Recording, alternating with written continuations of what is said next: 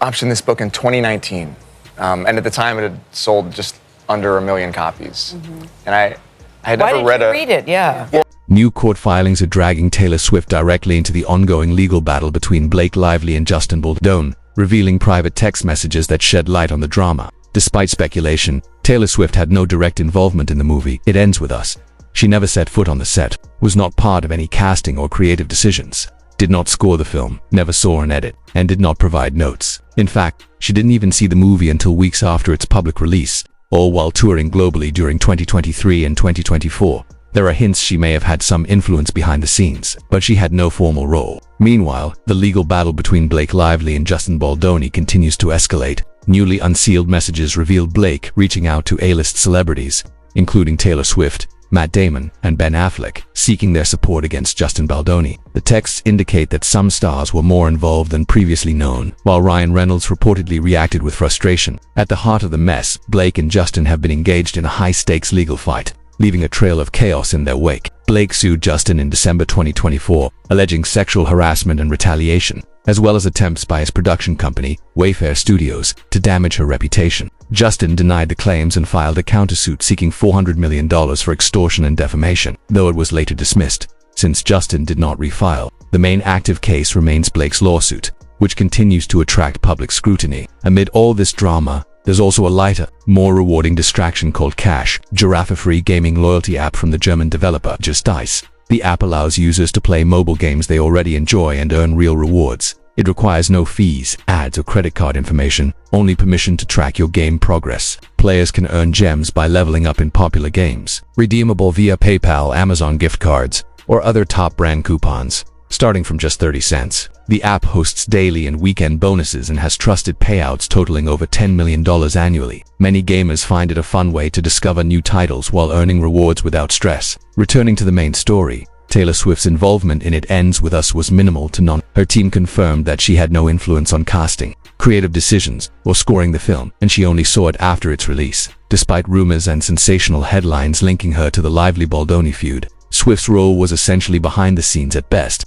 while the court drama unfolds front and center. While much of the early coverage emphasized that Taylor Swift had no involvement in It Ends With Us, newly revealed messages show a more nuanced picture of her role during a pivotal moment in the film's production. During filming, a critical meeting took place at Blake Lively and Ryan Reynolds' New York City penthouse to discuss a scene Blake had rewritten. According to Justin Baldoni, the meeting became tense as Ryan and Taylor arrived unannounced, leaving him feeling ambushed. Justin claimed that Ryan immediately praised Blake's version of the scene, and that Taylor walked in boasting about Blake's script revisions, putting him under pressure to go along with her changes. Later, he texted Taylor saying, "I really love what you did, makes it so much more fun and interesting, and I would have felt that way without Ryan and Taylor." Blake responded by referring to Taylor and Ryan as her protective dragons, a term that became a point of controversy. Taylor's team insisted that there was no planned ambush. She came to Blake's apartment at Blake's request, unaware that anyone else would be there, and was introduced to Justin for the first and only time during that visit. According to her representatives, Taylor was simply excited to see the movie and had no idea Blake would characterize her as a dragon. Meanwhile, texts made public by Justin's team show Blake using the term to suggest that Taylor and Ryan were Hollywood heavyweights she could leverage to intimidate Justin and assert control over the film. Blake explained in a message, "If you ever get around to watching Game of Thrones, you'll appreciate that I'm Khaleesi, and like her I happen to have a few dragons, for better or worse, but usually for better, because my dragons also protect those I fight for." While the wording seemed playful, it also subtly implied consequences if Justin did not align with Blake's vision. The newly released documents show Blake coordinating with Taylor to reinforce her script revisions. She asked Taylor to tell Justin how much she loved the movie and the scenes Blake had sent, even noting that Taylor did not need to read the script fully. Blake praised Taylor for her support, texting, "You were so epically heroic today. I recapped every moment to Ryan, this clown falling for all of it but also resisting it. You were the world's absolute greatest friend." Taylor replied enthusiastically, affirming her loyalty, "I won the lottery. You were the coolest person in the world and you like me." Blake continued to send updates, including rants about Justin's behavior and admiration for Taylor as an artist, sharing the trailer with her and noting, "I'm obsessed with you. I have never felt more like Khaleesi. I have dragons." Taylor even commented on Justin's decision to allow her song My Tears ricochet in the movie and trailer, saying it gave Blake more influence over the film than Justin, highlighting her alignment with Blake despite her public statements suggesting otherwise. Blake wrote, "Get yourself a best friend who thinks like the actual Roman Empire. While Taylor critiqued Justin's behavior, implying he underestimated women's strategic abilities, Blake agreed, emphasizing that Justin missed his only opportunity to appear in control. Throughout the exchanges, it's clear that the focus was less on any alleged harassment and more on control, influence, and power within the production. Blake's messages reveal a strategic effort to assert authority over the film, while Justin's texts reflect a mix of frustration and attempts to negotiate compromise. Taylor's involvement, while framed publicly as minimal, shows she became an unwitting participant in Blake's power play. The messages highlight the complex dynamics between high-profile figures navigating creative authority, loyalty, and public perception, revealing a scandal that goes far beyond the script itself. Taylor Swift has often been described as having a victim complex, and while she isn't directly linked to the Justin Baldoni-Blake Lively dispute, her involvement in the film drama illustrates the contradictions critics have long pointed out. Taylor appears quick to empathize with perceived wrongs when they affect her personally, yet she aligned herself with Blake in a campaign that arguably mirrored the kind of ambush tactics she publicly criticized in her own career. People noted the irony of Taylor supporting Blake's effort to assert control over It Ends With Us, especially given her past disputes over her masters being sold without her consent. Blake, credited as an executive producer but not a director, went beyond her official role, attempting to direct and rewrite scenes, a move that sparked tension with Justin Baldoni, who was officially in charge. Even after audience testing favored Justin's cut, Blake pressed forward, citing support from Colleen, Taylor, and her own perspective, claiming their backing justified her version. This raises questions about why Taylor's opinion, despite her claim of having no formal involvement, was treated as influential and leveraged by Blake, as if she were a mega-celebrity best friend whose endorsement carried weight. While the messages between Blake and Taylor might appear as friendly exchanges on the surface, these were not ordinary friends. Both are A-list figures with significant influence, and the texts reflect strategic coordination and reinforcement of Blake's narrative. Reports indicate that Taylor would have been called as a hostile witness due to her apparent bias against Justin, but the text messages themselves proved sufficient evidence, eliminating the need for her to testify. TMZ confirmed that these documents show Taylor siding clearly with Blake, casting doubt on the story her team had previously presented about being ambushed at the New York City penthouse. Blake also reached out to other Hollywood heavyweights, including Ben Affleck, Matt Damon, and Luciana Damon, requesting their feedback on her version of the film. She framed her message to Ben as a zero-pressure ask, explaining that she had rewritten and restructured the script, managed actors, and essentially directed the film through what she described as Justin's chaotic leadership.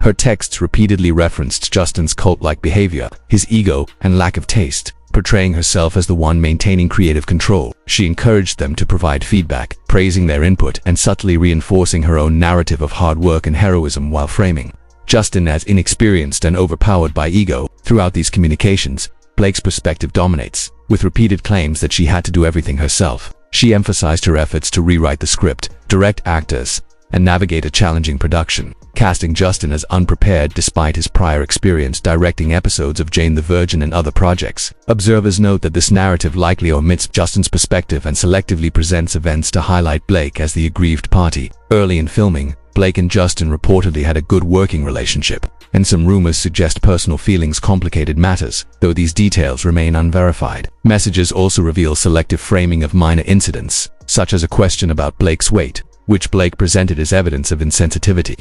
While the full context showed Justin's intent was practical and supportive, he had connected Blake with his health coach at her request to support her gut health after antibiotics, and repeatedly reassured her about her appearance during body-focused scenes, emphasizing her comfort and confidence. Their exchanges show a mix of humor, encouragement, and collaboration, contradicting the public narrative that painted Justin as controlling or demeaning. Overall, the documents highlight a complex interplay of power, perception, and influence among high-profile individuals. Blake and Ryan's portrayal of events to friends and celebrities was highly selective, emphasizing Blake's challenges and contributions while framing Justin in a negative light. Taylor's involvement, while publicly minimized, played a notable role in endorsing Blake's version of events and amplifying her influence, demonstrating how celebrity alliances can shape narratives and perceptions in high-stakes Hollywood. Disputes started telling how Blake Lively and Ryan Reynolds presented a selective version of events to Matt Damon and his wife, twisting the story to paint Blake as a victim, contending with a cult leader who talks to ghosts. They mocked Justin Baldoni for low bone density, despite him legitimately having a back injury. Blake even joked about making a documentary titled Lights, Cult, taking another apparent jab at Justin's faith. Ryan called Justin a malignantly vain, sociopathic foxmanist with little sense of boundaries or shame. Yet the pair quickly insulted him to their A-list friends while publicly framing Justin as running a smear campaign. Their theatrics, dramatic and performative, made it seem like they were addressing a colony, not just friends. Blake's texts show she leveraged these celebrity connections to push her cut of "It Ends With Us." She admitted to Taylor Swift, "Matt and Lucy saw it to give notes and instead just wrote Tom Rothman to try and push my edit through without a bake-off with Justin." Bradley Cooper was also roped in, praised for supporting her cut. "He has been an absolute hero, made me feel so good about the cut." To which Taylor responded, "No one should ever get into a war of wills with you." This exchange underscores how power and influence can allow celebrities to bypass the usual checks and balances, with friends rushing to support Blake's version without full context. While there was some distance between Blake and Taylor, it wasn't necessarily because Taylor objected to Blake leveraging her name. On December 4, 2024, Blake texted Taylor to check in, apologizing for being self-focused and awkward, expressing a desire to maintain the friendship. Taylor replied with honesty, noting she felt exhausted and distanced by the way Blake had been communicating, likening Blake's messages to reading a corporate memo rather than a personal conversation. Blake acknowledged this, explaining her digital paranoia after months of scrutiny and thousands of unintended text exposures. She admitted she was overcomplicating her messages due to feeling misunderstood and alone, exacerbated by friends who had quietly withdrawn. Their texts also show coordinated criticism of Justin. Blake expressed frustration that Justin cleverly concealed certain actions and decisions, with Taylor agreeing, calling it disgusting that he manipulates narratives. Blake emphasized that people around him comply silently, never questioning his actions, while Taylor noted, "It's like a horror film no one knows is taking place." They discussed exposing these dynamics through evidence and text, framing it as a way to protect other women. By December 21, 2024, Blake's complaint was public, and Justin had lost his talent agency. Taylor celebrated, sending links and congratulatory messages. "You won. You did it. Helping so many people who won't have to go through this ever again." Despite public statements that Taylor felt used, messages show she actively supported Blake throughout the dispute, laughing along with Blake, calling her a dragon and endorsing the narrative. By October 2025, the pair reportedly had no contact, with Taylor's team claiming the friendship was irreparable and Taylor furious at being used for leverage. Yet the texts make it clear Taylor had willingly participated in helping Blake assert control over the film, even if she later felt misled. The tension stemmed less from morality and more from the selective story Blake fed her. She believed Blake was a victim and acted accordingly. Justin's lawsuit later contradicted many of Blake and Ryan's claims, showing that Justin had acted reasonably and with support toward Blake on multiple fronts, including health and body concerns. What the texts reveal is a complex interplay of power, influence, and selective storytelling, highlighting how high-profile individuals can manipulate narratives behind the scenes. Taylor's involvement, while initially downplayed, was significant in supporting Blake's efforts, even if she later felt blindsided. In the end, the situation reads like a Hollywood horror story, public perceptions clashing with private truths, A-list alliances shaping outcomes, and friendships strained by secrecy and selective narratives.